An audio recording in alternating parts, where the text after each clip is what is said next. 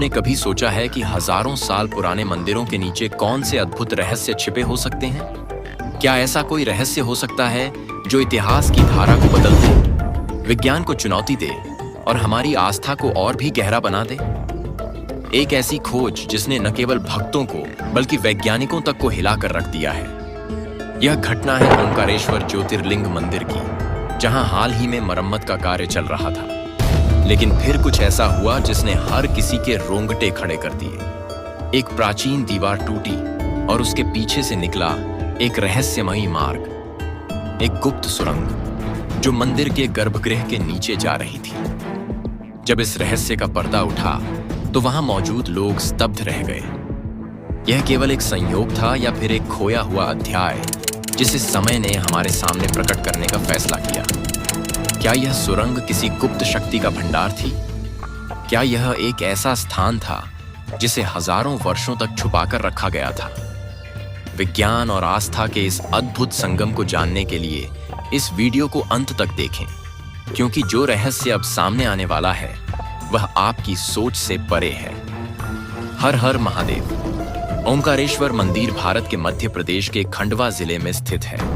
यह मंदिर नर्मदा नदी के बीच में मंधाता या शिवपुरी नामक एक द्वीप पर स्थित है। यह द्वीप हिंदू पवित्र प्रतीक ओम के आकार में बना हुआ है। यहाँ दो मंदिर स्थित हैं, ओंकारेश्वर और अमरेश्वर। यह भगवान शिव के 12 ज्योतिर्लिंगों में से एक है।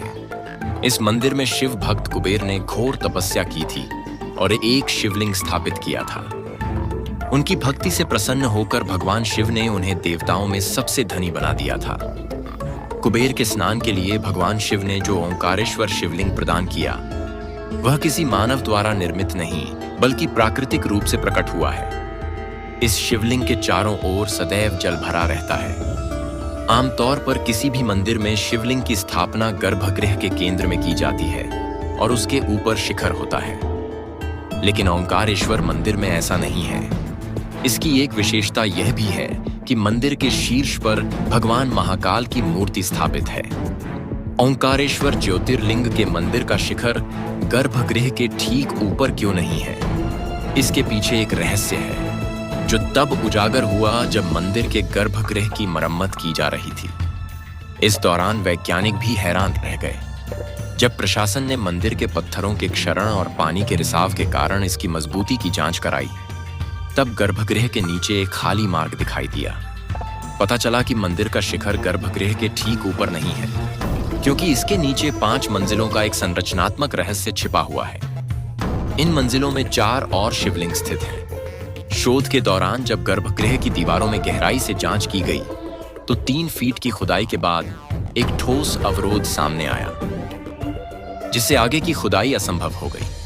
इसके बाद यह निष्कर्ष निकाला गया कि ओंकारेश्वर मंदिर के नीचे एक प्राचीन मंदिर स्थित है, जिसकी स्थापत्य कला 7वीं शताब्दी से भी पहले की लगती है।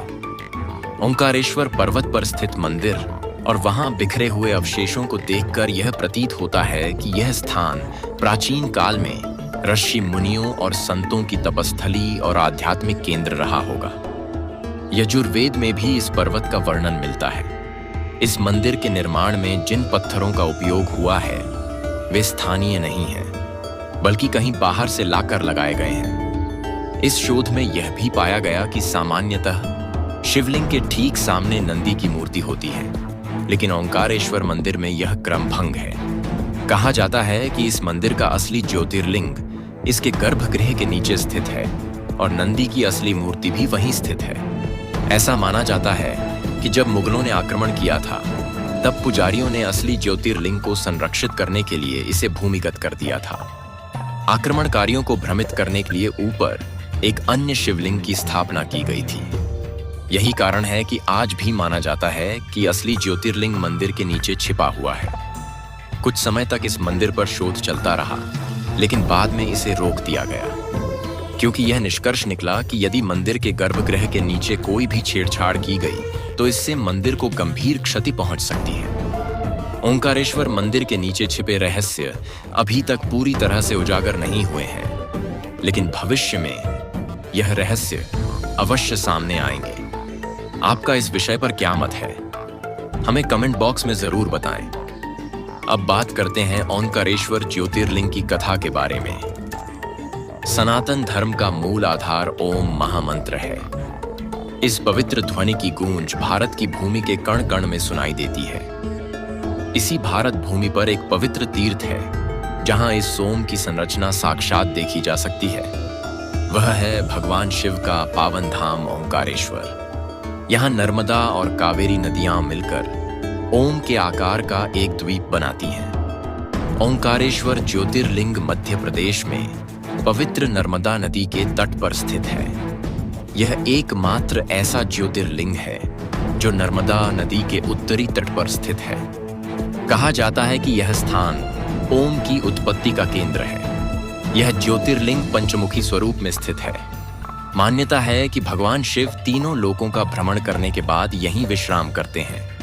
इसी कारण रात्रि में यहाँ भगवान शिव की शयन आरती की जाती है।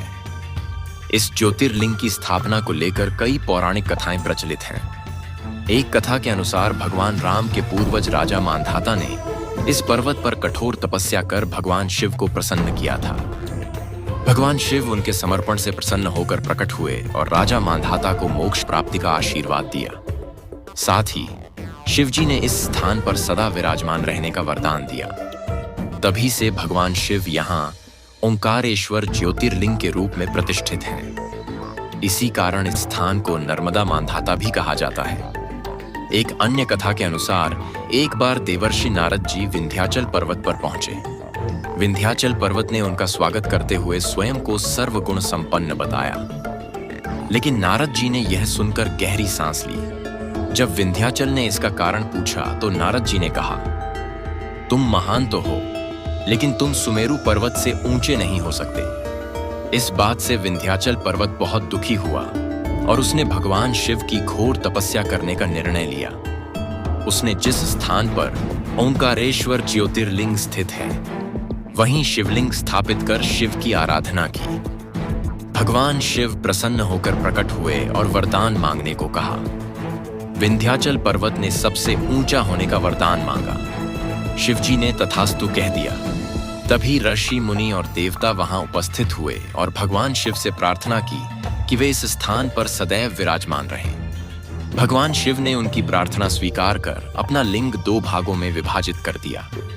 मिट्टी से बना जो लिंग बड़ा हुआ वह ममलेश्वर लिंग कहलाया, और जहां भगवान शिव की साक्षात स्थापना हुई वह ओंकारेश्वर लिंग कहलाया। इस प्रकार यहाँ भगवान शिव के 2 ज्योतिर्लिंग स्थापित हैं। एक ओंकारेश्वर ज्योतिर्लिंग और दूसरा ममलेश्वर ज्योतिर्लिंग। ओंकारेश्वर की यात्रा तब तक पूर्ण नहीं मानी जाती जब तक श्रद्धालु ममलेश्वर ज्योतिर्लिंग के दर्शन नहीं कर लेते। यह कहा जाता है कि ओंकारेश्वर शिव का ज्योति रूप है, जबकि ममलेश्वर उनका स्थूल स्वरूप। ममलेश्वर मंदिर में लिंगार्चन पूजा की परंपरा प्राचीन काल से चली आ रही है। कहा जाता है कि भगवान शिव की जटाओं से प्रवाहित जल से ही कावेरी नदी का निर्माण हुआ, जिसमें कुबेर ने स्नान किया था।